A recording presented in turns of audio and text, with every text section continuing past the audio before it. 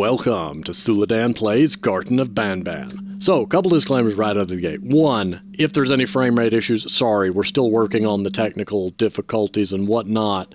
Some of the parts came in damaged, so now I'm in that wonderful place where I'm waiting on the parts to make it back to where it came from so that they can inspect it and send me my replacement. Because it was kind of one of those annoying things where they couldn't just, you know, make an extra charge as collateral, send me the new thing, and then when they receive my return, then undo the charge. So I'm having to wait for that whole thing. And then with the bad weather and whatnot, kind of slowed down the... It's really weird when you get a tracking update that's literally delayed due to weather. That's a thing. So it has kind of just hovered around for a bit. Second thing, I'm not going into this 100% blind. I'm not an expert at it by any means. But I have noticed, and, you know, a friend pointed out that a lot of the other videos of people that have played this haven't really dug into the analytical side as much, and given my tendency to do so, I thought it would be, possibly something useful. So, not doing this for bandwagony reasons, or because the game is currently kind of popping up all over the place, but because I would like to poke at some of the mechanical jankiness and things that I think it has a lot of potential at, but just need a little bit more polish on. As such, I'm not 100% blind on this, so there might be spoilers or whatnot. I have Banban 1, 2, and then 3 hasn't been released as of the time of this recording, so we'll get there when we get there. In any case, new game. Of note, when you start the game up for the first time, if you hit load game, it starts you out just past this. In regard to this, I like what this is trying to get at, but this is so surreal and not really explained, and I don't get what you're trying to do. My thought as a player is you're trying to tell me subtly that I, the player character, am a parent looking for my missing child, with this tongue-in-cheek time is a delicate matter, you know, and then click the clock to advance time, and then spookiness happens, which is, you know, neat. But I also don't get hammering boards. Was that boarded up before? I didn't really pay attention. I know that opens up, and then, ooh, and then... I don't know if that's meant to be a smear or just something spooky floating by. And then darkness. I like the vibe it's going for, and I like that it's subtly telling me some things that, like, I'm a, you know, presumably parent. But here's my weird thing as in regards to this. That room we just saw, that ain't on the other side of that door. That room we just saw is, like, down that hallway. We ain't gotten there yet. Some weirdness with the depth fog going on, but it's very pretty. Game is very pretty. I like the way that it, you know, shows you the main cast here. It's got the, you know, just nice details and physics. Always love the physics. There's no sound attached to that, which is weird. And of course, I can't really pick it up or interact with it. I don't know why I just jolted to a certain direction, but can jump, there is no crouch, and there is a key card, which you press E to pick them up. So, nice to know. Didn't know, I tried clicking first. Jumbo Josh says, eat vegetables and fruits to become strong like me. So yeah, neat. I like the idea. I'm not really familiar with a lot of places having edge lighting, but I know it's a thing. I'm just not as familiar with that. And then you've got the little lunch area with Stinger Flynn. Having many arms allows me to help a lot more people. Yeah, buddy, you're a kindergarten mascot, and I don't know how much the tentacled one-eyed monstrosity really fits there, but it's a neat idea. I'm sure he's going to pop up at some juncture.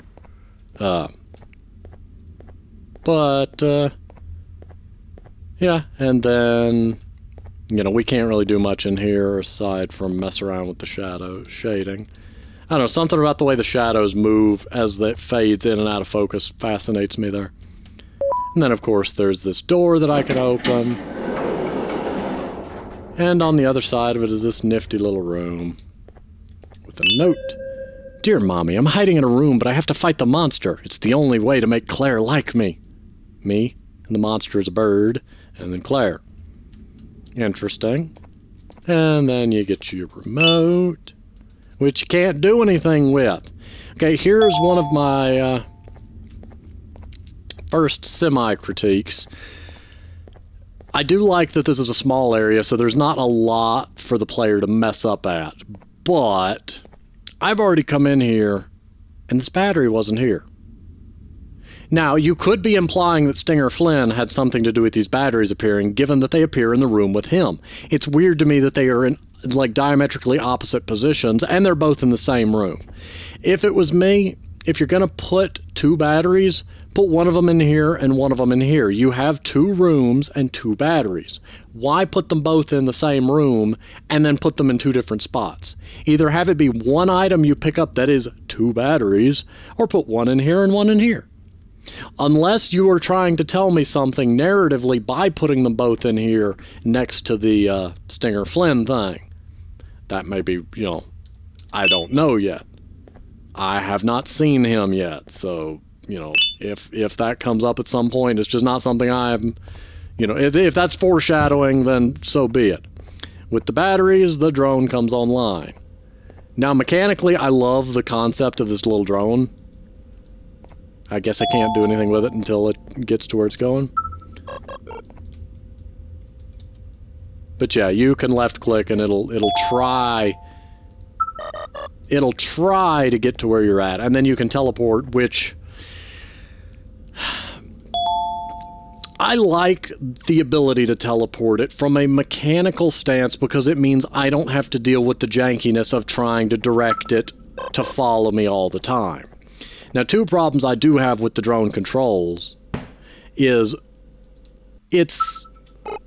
sometimes it seems to have a depth limit, and it may just be me blindly based on observation. Yeah, see, it went here instead of going all the way to where I was pointing. So there does seem to be a range limit on how far, but then teleporting it, of course, is, you know, instead of me having to click here, wait, click here, wait, click here, wait. But narratively speaking, why can the drone teleport? This is an important question, and it's a little immersion breaking that you can just teleport it around. I feel like a little bit like it was a band-aid fix to, okay, we've got the drone and it works, but how do we get it around without the player having to, you know, like, babysit it and get it through doorways? One option to me for this would be to have a button that makes the drone follow you. Now, you could either have it follow the path the player took, or just have it kind of latch onto the player model and hover behind the player. You know, you right-click and it would, you know, it would return to its holding pattern above and behind the player, and it would just follow me around.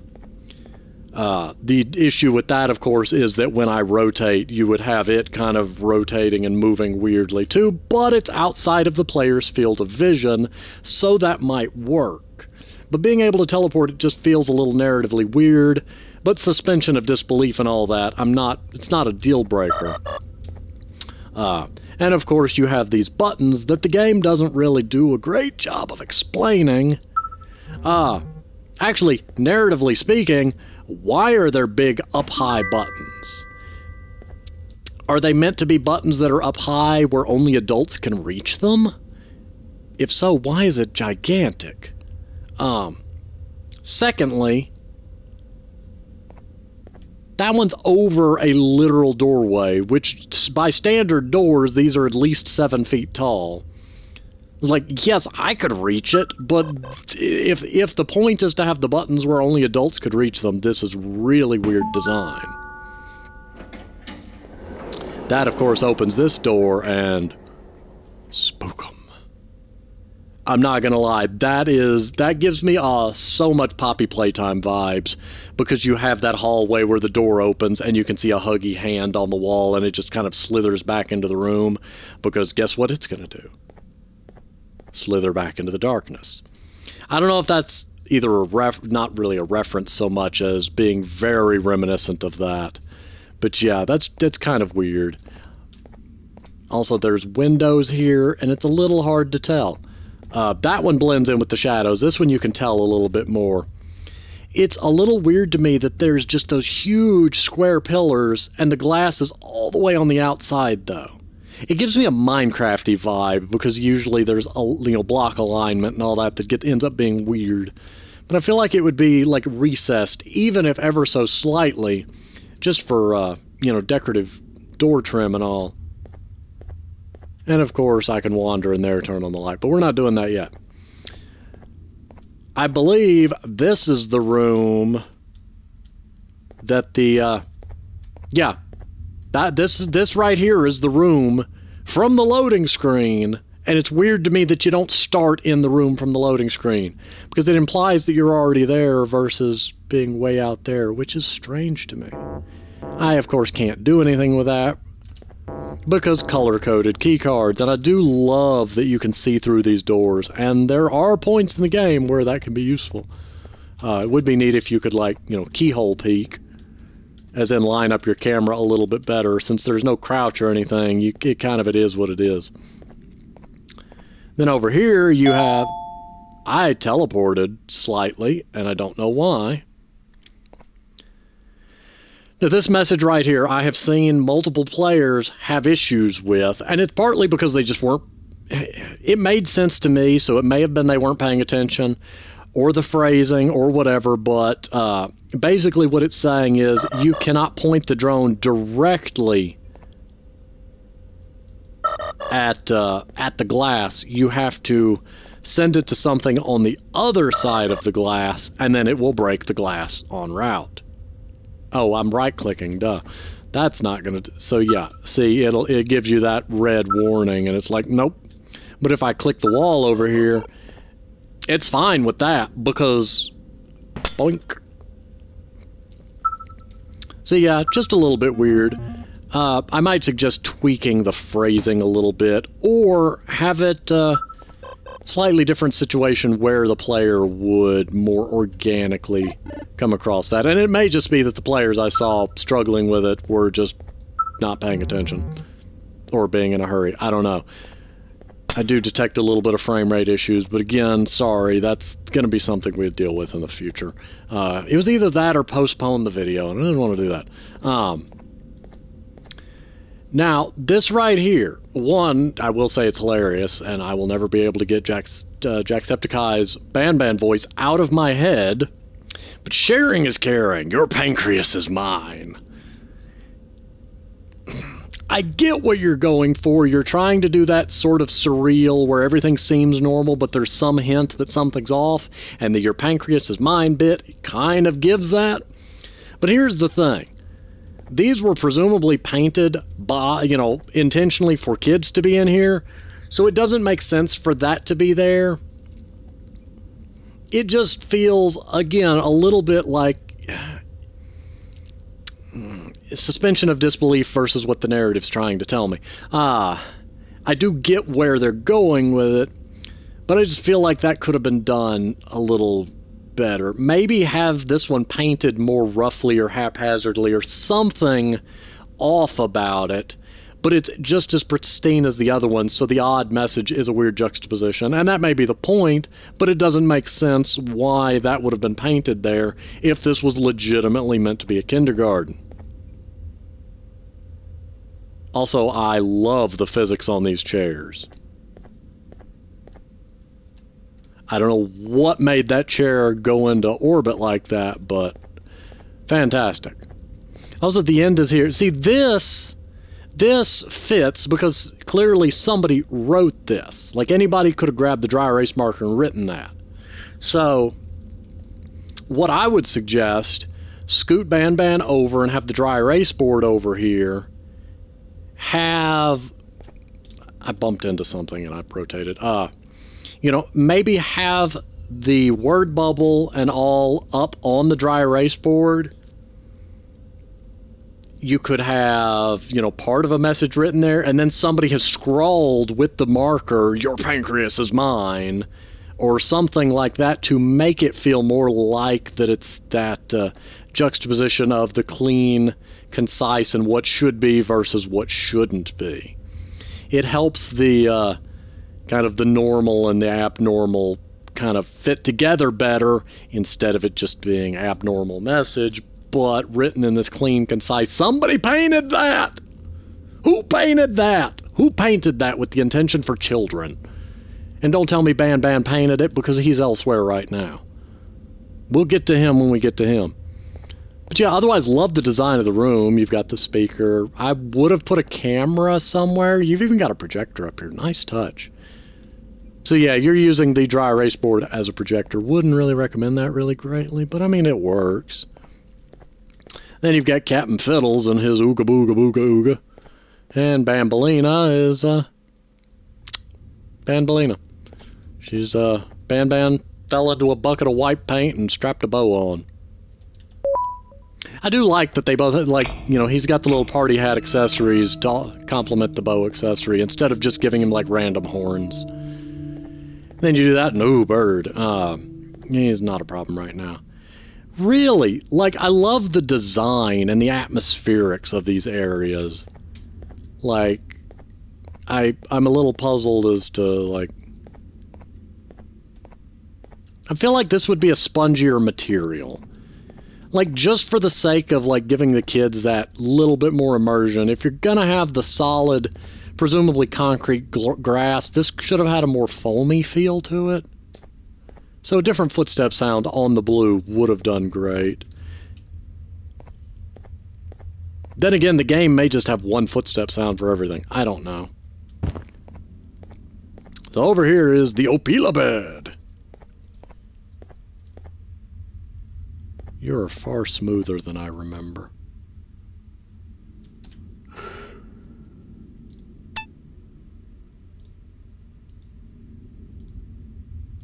Ah, there we go. Yeah, now you're all weird and veiny like I remember you being. From what I've seen. Yeah, I feel like, don't get me wrong, I do like that they had something spooky in this hallway with the bird peeking its head around. But I feel like they could have held off on that just a little longer. Like, nothing's weird. You come in here, you see the end is near and that weird message. Then you meet the bird. Then, what I would say do is send me off back here for something. I've got to go back up front for something. And then when I come back, it's peeking its head around. And then when I look in here again, the bird's gone. Maybe the lights are all on the first time. You come in, you do the egg thing. Then breakers trip, all the lights go out. You have to go back up front, turn the lights back on. Then you come back, and when you turn that corner, bird's peeking at you. Then, you know, pulls back same as usual. Then you turn the corner. And these lights, like this room's lights are off as per usual. You turn them on, and you go, and it starts from closest to farthest. It goes click, click, click, and you see the bird's pedestal, but the bird is gone. To me, laying it out like that would have done a much better job at building up that bit of tension of suddenly, oh crud, where'd the bird at? I saw it move. By introducing the bird as a harmless background object, having me interact with it, leave, come back and be spooked by it, and then see it's missing, builds up a better tension than having it show itself to me, then be a harmless thing, and then move off screen when I'm not in the area. And again, I mean all these things as constructive criticism. I'm in no way like mocking or making fun of. I think the game is awesome and it has a lot of potential, but that there are some mechanical and narrative pitfalls that could be polished up and tweaked to make it a much better and deeper experience. Now, back to what we were doing, of course. The Opila Bird mission is, the Opila Bird is unbelievably hungry. Feed it 6 eggs to get your prize. I have mild issue with this. I think it's cool and all, and the animation is great, but knowing what I know from Banban 2, there are six little things that probably came out of eggs. It would have made more sense to have a nest here. Opila Bird has misplaced its eggs, bring them back. I put the eggs in the nest, and then, you know, go on my merry way. And then when it vanishes, the eggs vanish too or something. I don't know. But it's just, it's weird to me that they have me feeding it the eggs. There's one there, and then you see the ball pit is closed.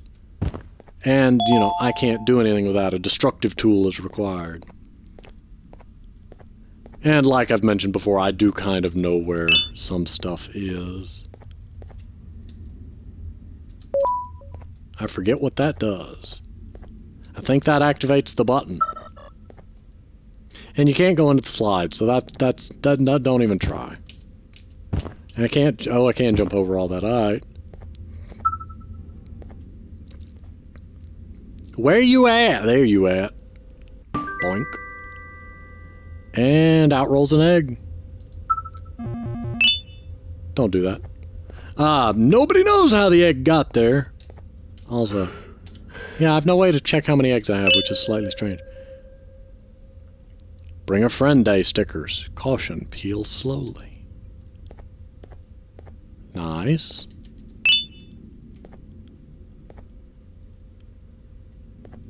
And there should be an egg. You might want to sink these trees a little bit more too, just to embed them in the floor. And it may be intentional that they're above the floor, because this is, of course, just a concrete floor and they're sitting on it.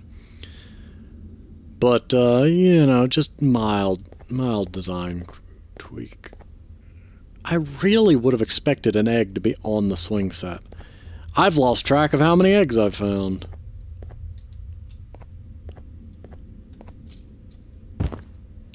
And you can't interact with that. Alright. Ah. Egg. There we go. Detection on that was a little janky, but we got it. No problem. Also, its feet aren't quite... Are they touching the ground? It may be an illusion. Anyway. Love the sound effect on that.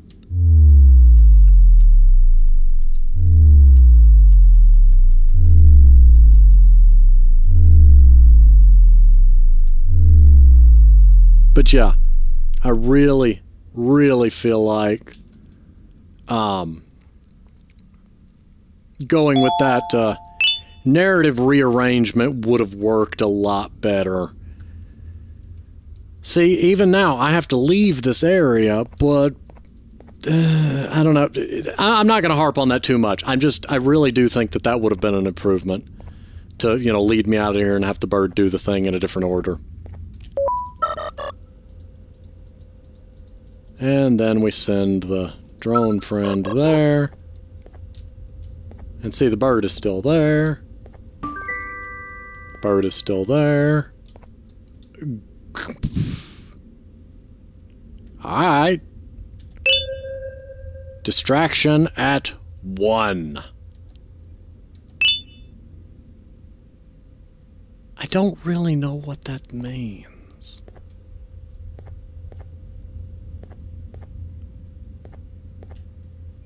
Also, why is the desk backwards?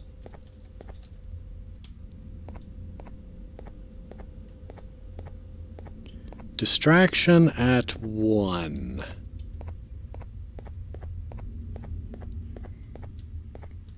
Oh, you can sprint, so that's nice. That is not what I meant to do. Sorry, friend. I'm just making sure there's nothing, like, out here that I could interact with that might involve. It don't. So yeah, bird is still there.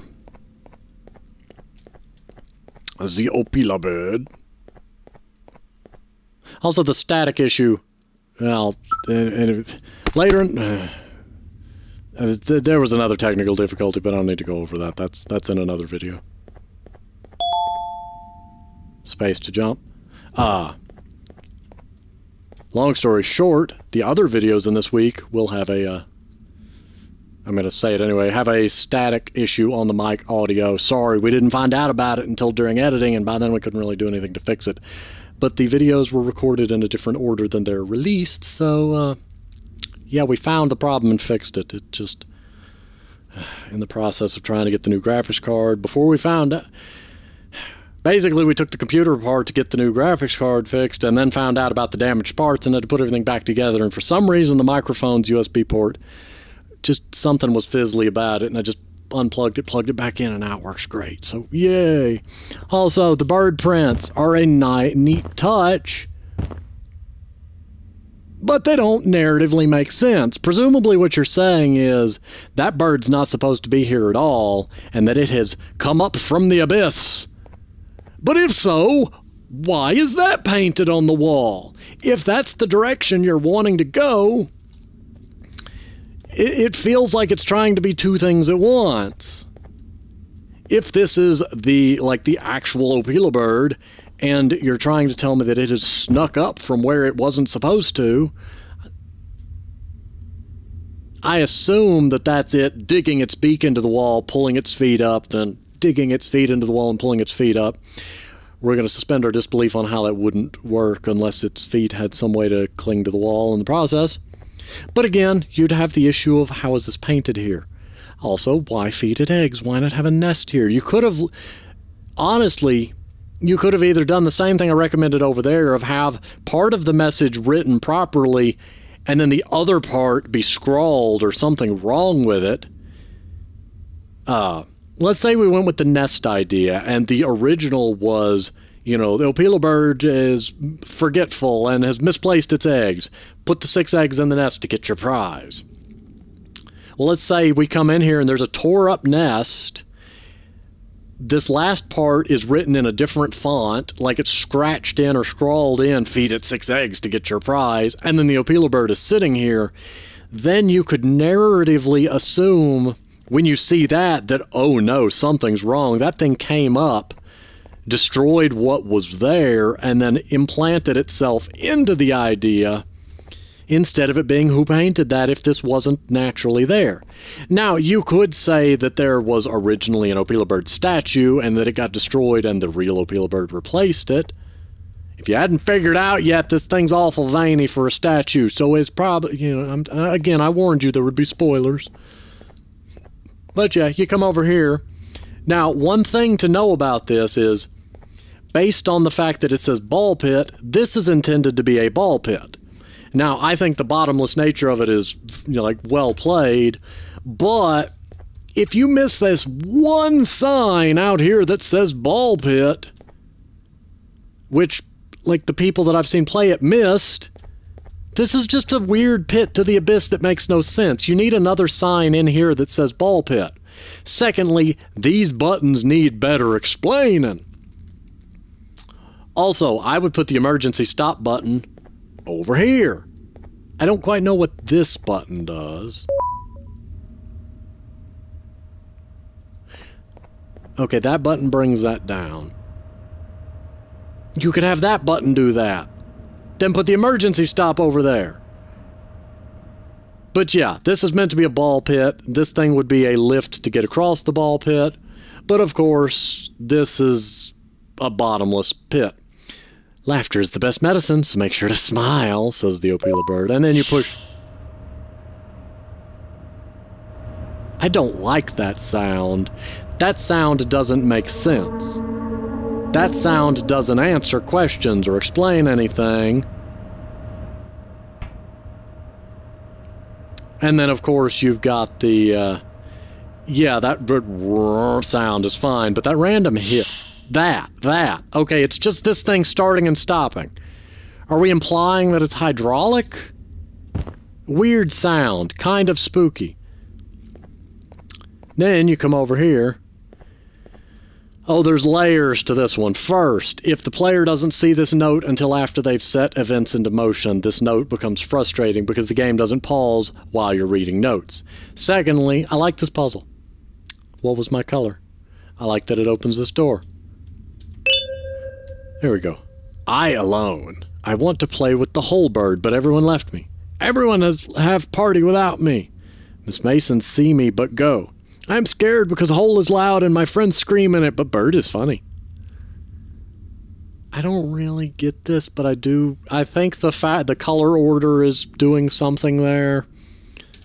But what? Don't spook me. I spooked myself, okay? This part here don't make no sense.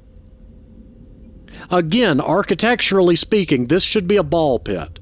But that button is way up high out of reach of anybody, and this symbol doesn't tell me nothing. I don't get what that symbol is, and this led to a lot of confusion on some of the play videos I've seen of this. This needs better explaining. The ball pit section could be better done. Now, there are aspects of it that I love. We haven't gotten to yet. But yeah. Now, you are able to go back, of course. You jump on that, go back if you can't remember the pattern, but red, white. Oh, there's not a way to go back either, so don't overshoot the target. Green. Opila Bird is pink. Captain Fiddles is blue. And then you're orange. Stinger Flynn.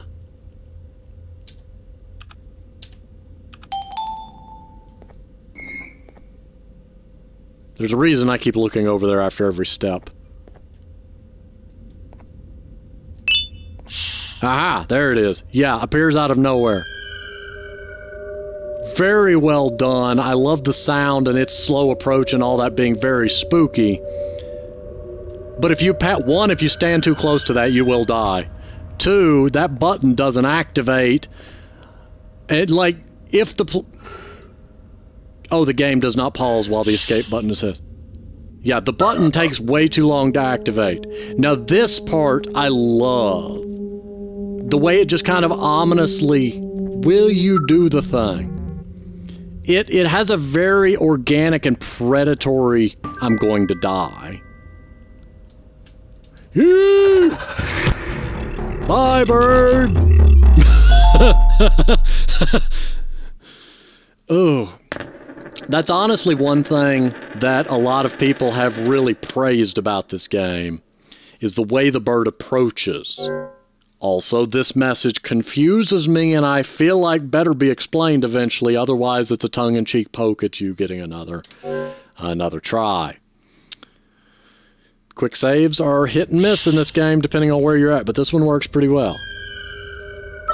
But yeah, if you stand up here, you will collide with it and die. So just so you know, if you hit the escape button for the menu, the game still continues, and if you're reading the note, the game still continues. But the way the bird approaches is just outstandingly done. And it's just that organic nature of the way it approaches and hesitates and eyes you up like an actual predator. Like, is very well done. Why? Why would you do this to me? Away I go! I'm trying to avoid the loud jump scare if at all possible. Alright, so before I hit E, that button's appearance is a little too late. The drone can be a little janky on pushing button. The drone has a lot of collision issues, and at times waiting for it to rotate and then go to where you want, or at times hitting it from just the wrong angle and not actually registering as a hit are both aggravating. Again, why I say I think the ball pit area could be reworked. Move the button, change the way it works, something. Also, there's an invisible wall preventing you from running past the bird here, so you can't jump onto the thing and then ride it back across. This area does rely a little heavily on invisible walls for that purpose.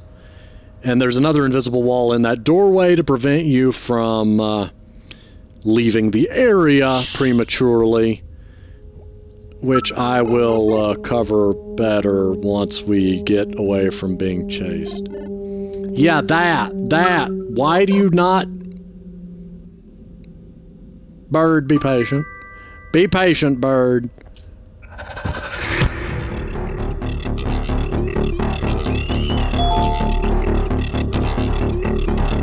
Wait, where's it at?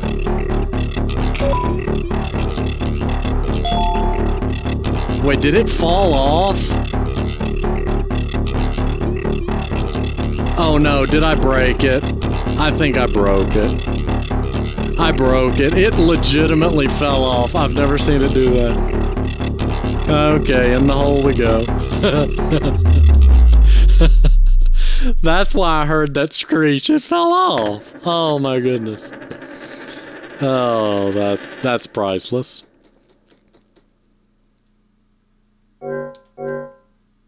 I will cover the topic of invisible walls in a moment, but I want to get through this part. But no, that legitimately, that is funny. I was looking behind me because nobody I've seen has actually followed, like, looked back during this part, and I wanted to see, yeah, your legs are a little janky with the collision there. I wanted to see actually how it was pathing.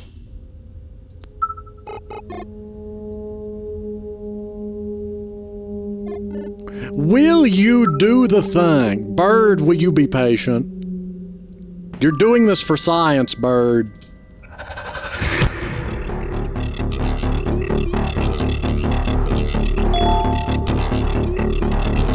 Yeah, see, it's following me. I hit that. And see, this time you got the screech and it actually jumped, and that's well executed. Love it. That part's well executed. The chase part, but activating that button is janky as all get out. And the narrative leading to the ball pit area as a whole is a little janky. Maybe paint the walls to make it a little more visible that it's a ball pit, put a sign in the room.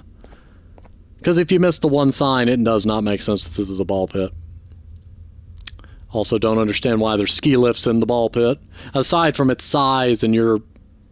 Why do you need over there? There's a closet over there. There's no need for there to be an over there. And if it's a ball pit, one would assume that, much like a swimming pool, you would have a walkway all the way around all four sides. Now, maybe you could have some kind of scaffolding or catwalk up above for employees. And the wooden walkway is presumably just that. But it's up high here, and it just doesn't make architectural sense. And the button over there doesn't make architectural sense. And there's just lots of things that don't make sense. Now, secondly, in the panic of running across here, this button does not jump out at the player. Now, if you bypass that button and run here, you're dead. Because if the bird makes it onto this platform, you're dead. This door here has an invisible wall in it, so you can't go past it.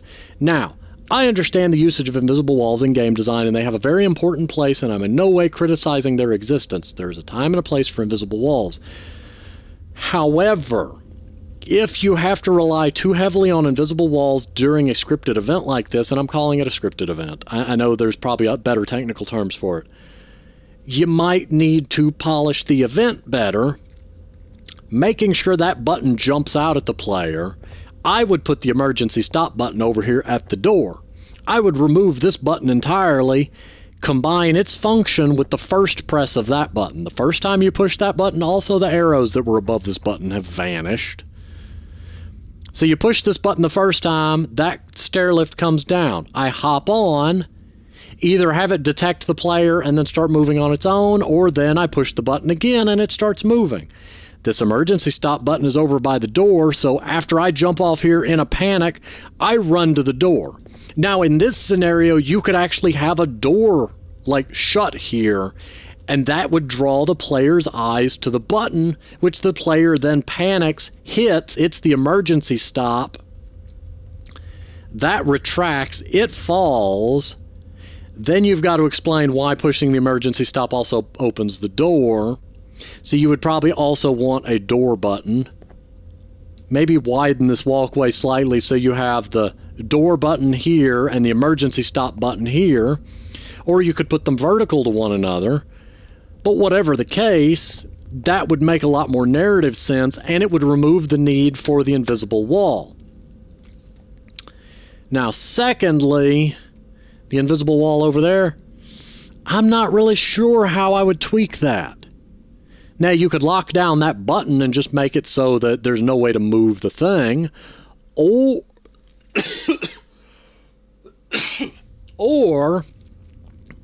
when the Opila bird jumps off, have that bench break and fall off. That leaves you stranded there with the bird.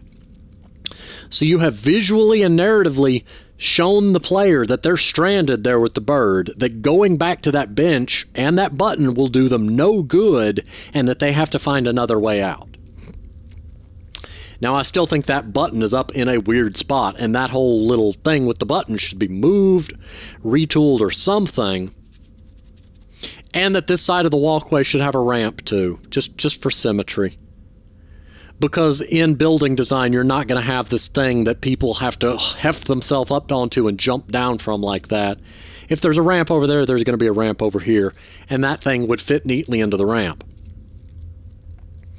Now, I'm going to suspend my disbelief on the issue of why the ramp follows this kind of ziggy-zag shape, because it makes the run more tense, and it gives the player more to, scramble with.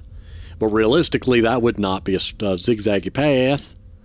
But I like that it's got a zigzaggy path, and part of it is because it's meant to go around that wall divot. And then this side, I don't know. But whatever the case, I think it'd be better if that bench broke off when the bird jumped off of it. Because you would be visual storytelling, and then you could get rid of that wall, because the player would have no way to get back across, even without the wall.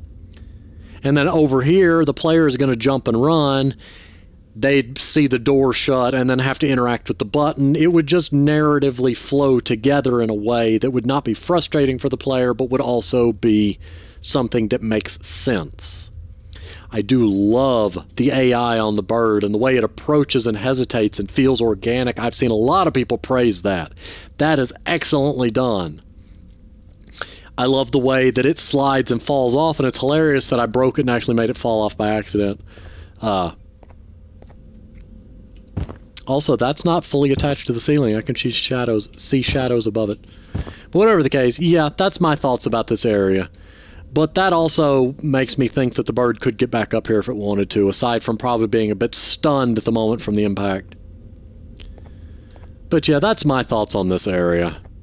And then with that, I got a new key card. And with that key card, I think it's this one. Okay.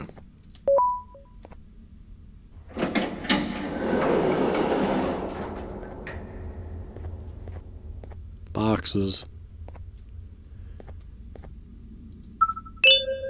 Boarding pass. Plane ticket. Madrid.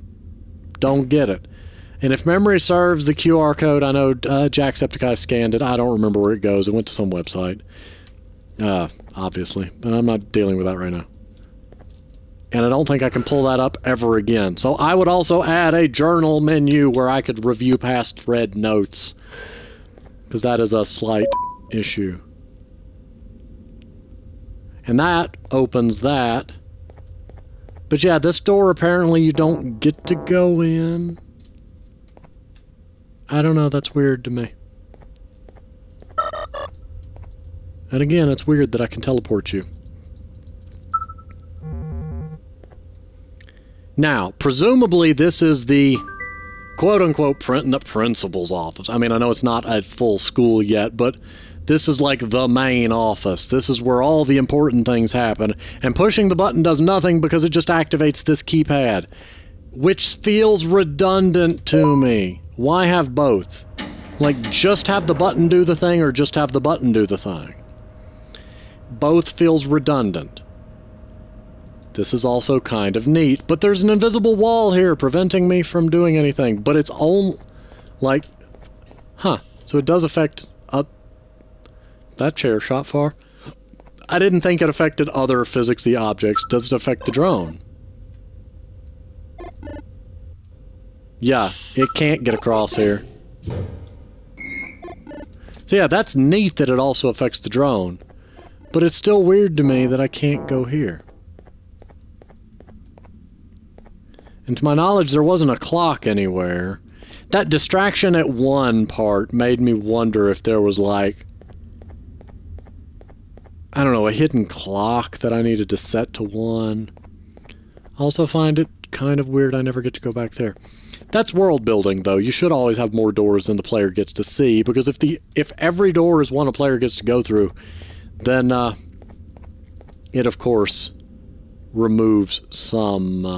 that is so distracting and beautiful. it removes some narrative, not narrative weight, it removes some of the world building. It's one thing I say a lot in KOTOR, is there are rooms and pathways and places that the player doesn't get to go that make the world feel bigger than it is. And it's just always a nice design. Now, knowing what I know about this place and that there's a secret basement level of the facility, this is awesome. It makes sense that there's a secret button in here that, ooh, opens the thing. My criticism, pushing this button should just do the thing. This button, put closer to the door and just have it be the other side of the door's opening mechanism, and that wall button is just redundant. Have this button activate that. And then maybe while that's coming up, have some sort of audio log or video play from this. That would do that. Now, it may be that the first chapter didn't have the... I know the first chapter doesn't have voicing and the second chapter does. So there may be a budget thing, a time thing, design thing, proof of concept thing. I don't know. But I would have... That gives the player something to do, listen to, and immerse themselves in while that is rising from the depths. I would still see it happening and be able to look around, but then the invisible wall becomes redundant. You could put it there, but then the player would still have something to focus on. But yeah, whatever. Then we hit this button. I do love the detail of that being broken and janky, and it's like something's not right. This looks rusted. Or bloodstained. I'm assuming rusted. And then... something's wrong. Button no work. Oh, that's a horrifying sound. That's a horrifying sound. Oh, there he is. Jumbo Josh says hi. You didn't eat your vegetables. He wants your giblets. But his weight is too much and he pulls the whole thing crashing down. Love that detail. And, to my understanding, that's where the ending of Chapter 1. I have the sequel. I will be playing the sequel. And then I have the sequel to the sequel wishlisted, so when that happens, it happens. But as a whole, I love this game and I love what it's aiming for. And I think with some tweaks, like the ones that I mentioned, you could really polish the first chapter into something that would really draw people into more immersion, less jankiness, and just more of drum up more interest for the second chapter.